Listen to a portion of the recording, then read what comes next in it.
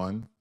Welcome to Blacklogic. Happy Thanksgiving Eve. So let's dive right in because I have quite a bit of news to get through in this Thanksgiving Eve, as though I will not be broadcasting tomorrow in view of Thanksgiving.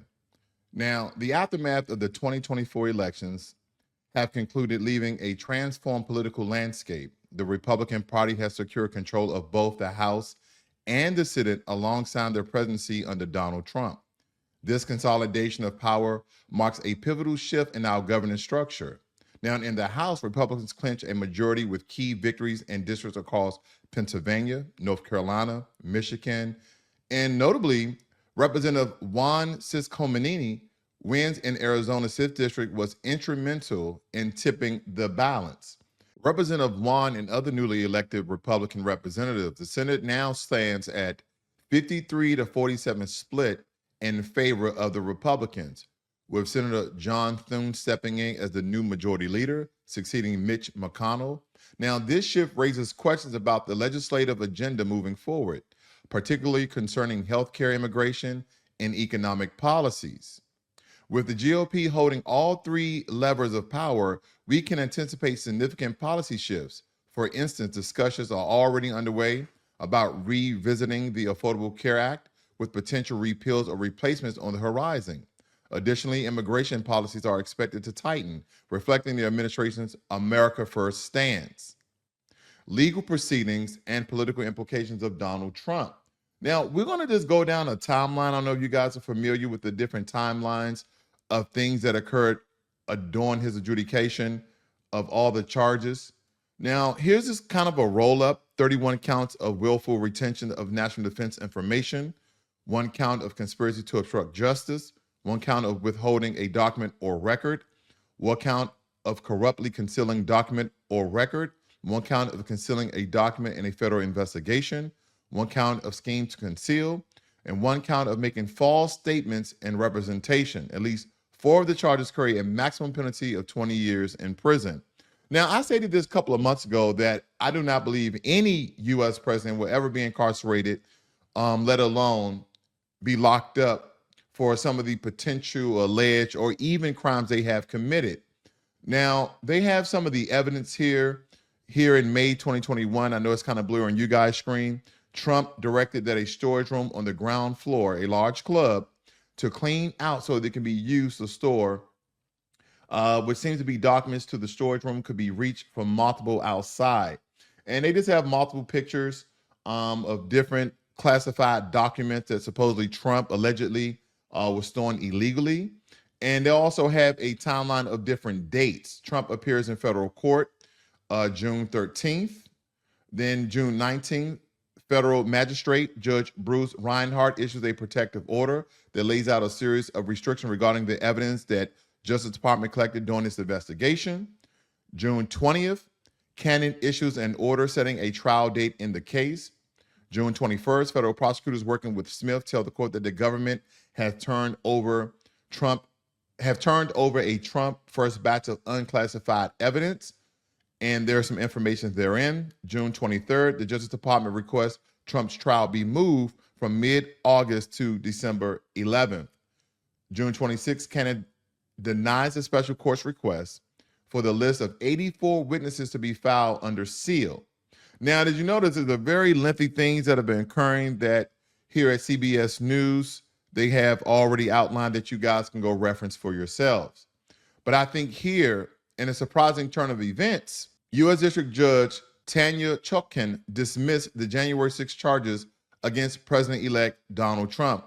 Special counsel Jack Smith filed a motion to dismiss, citing the Department of Justice stance against indicting a sitting president. Now, all of these have essentially given Trump immunity to the alleged crimes and allegations, and those that he's actually been charged with that people stated that he was convicted of. Trump, who faced multiple charges, including conspiracy and obstruction, labeled the prosecutions as politically motivated. This dismissal not only clears a significant legal hurdle for Trump, but also sets a precedent regarding the legal boundaries of prosecuting a sitting president. Now, this development sparked debates about the impartiality of our judicial system and the influence of political power on legal outcomes. Critics argue that such dismissals could undermine public trust in the justice system altogether. While supporters view it as a reinforcement of constitutional protection, I think we should shift our focus to state news, because when we look at the different counties in the area of Dallas and the suburbs, Dallas Mayor Eric Johnson made headlines by switching from the Democratic Party to the Republican Party. Over a decade as a Democrat, Johnson's move reflects border political realignments, especially significant ahead of the 2024 elections. Now, if you guys are not familiar how Johnson looks, here are some pictures of him.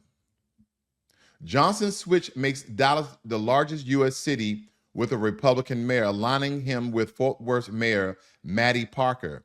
He credits former President Donald Trump for reshaping the political landscape and attracting minority groups, contributing to a notable Republican victory in 2024. Now, this move underscores the evolving dynamics within urban politics, where traditional party lines are becoming increasingly fluid. Johnson advocates for Republican investment in urban areas, promoting law enforcement funding, lower taxes, and economic growth. The U.S. Supreme Court is set to hear a pivotal case challenging Tennessee's ban on gender dysphoria treatments for minors. Dr. Susie Lacey, a gynecologist from Memphis, is among the plaintiffs, arguing that the law discriminates based on sex and transgender status, violating the 14th Amendment. Green leaders Rosalie Woodruff highlighted this as a significant step towards greater accountability in political funding. However, Attorney General Guy Barnett argued that the bill would create unnecessary administrative burdens and potentially discourage political donations. Now, Dr. Susie Lacey, supporters of the law, claim it protects minors from irreversible decisions, citing uncertainties about the treatment's long-term effects. This case has significant implications for transgender rights among ongoing culture wars. Now, the court's conservative majority has shifted American law rightward on other issues, but protected its transgender rights in a 2020 ruling. The outcome of this case could redefine the legal landscape for transgender health care in the United States. Now, I don't know if you guys are aware of the ongoing feud between Elon Musk and one of Trump's key allies, because Elon Musk, a significant figure in Donald Trump's recent election campaign, has clashed with key Trump ally Boris Epshteyn. During the transition phase, Musk, who contributed $119 million to Trump's campaign, has faced growing tensions within Trump's team. Now, Musk and Epstein had a public altercation and accusations of leaks and favoritism in cabinet picks, specifically regarding Attorney General nominee Matt Gaetz. Despite the controversy, Epstein maintains his role, while Musk's influence remains under scrutiny. This power struggle with Trump transition team reflects broader uncertainties about the influence of key players in the upcoming administration. Now, Trump proposed these very vast and large tariffs on Mexico and Canada. So President-elect Donald Trump announced plans to impose 25% tariffs on all products from Mexico and Canada starting January 20th of 2025. This led to a surge in the US dollar while weakening the Mexican peso and the Canadian dollar. Trump claimed the tariffs would remain until the flow of drugs, particularly fentanyl and illegal immigrants into the US, stopped. Economists warned that these tariffs could drive inflation and result in job loss in the US. Now, if we look at some of the current rates here of the US compared to our other European powers, it is fluctuating on the uptick. So we do see a significant change in the US currency because of these proposed alleged tariff hikes when it comes to Mexico, China, and Canada. And we understand that Donald Trump will impose an additional 10% that will raise China tariffs to around 35%. So this is very significant because CNN kind of did this mind map or this journey map to show people how the Trump tariff tax will affect the end product when you go and try to purchase a product. Now, additionally, measures from the affected countries could further impact the U.S. economy. Trump's policies recall his first-term trade tensions and suggest a rocky start to his upcoming administration. So a lot of these are absolutely significant. a lot of this information is absolutely significant because being the consumer and not on the forefront of creating and signing legislation, this will affect who? The American people the most.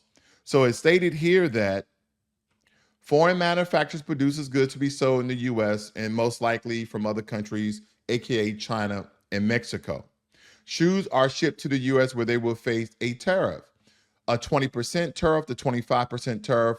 If they're not China, then we're looking around 30 to 35%. Companies based in the U.S. pay the tariff to the U.S. Treasury. And it's stated here that the U.S. Sneakers, an American company that purchased from Worldwide Shoes, where we get majority of our shoes made probably in China, Taiwan, etc., pays for the total cost of the imported shoes plus the tariff. $100 pair of shoes now costs U.S. Sneakers $120. And what's significant about that is that that doesn't even include the tax that you pay when you are purchasing those shoes. Now, the U.S. company has a few options to make up for this increased cost. One, the company eats the cost on the tariff. I doubt it. Company passes along some of the cost of the tariff to the buyer, most likely. Company passes along the cost of tariff to the buyer, the entire amount of the $20 makeup. So now $100 pair of shoes will be $120 pair of shoes before taxes.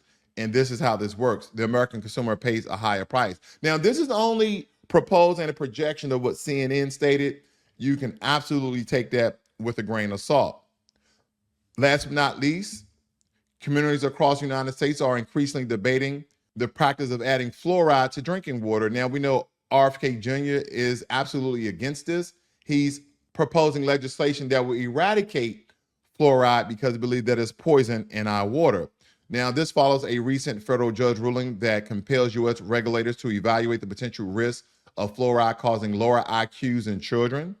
Towns like Yorktown, New York, have halted water fluoridation, citing safety concern. Proponents, including prominent health organizations, continue to support fluoridation based on its recognized dental health benefits.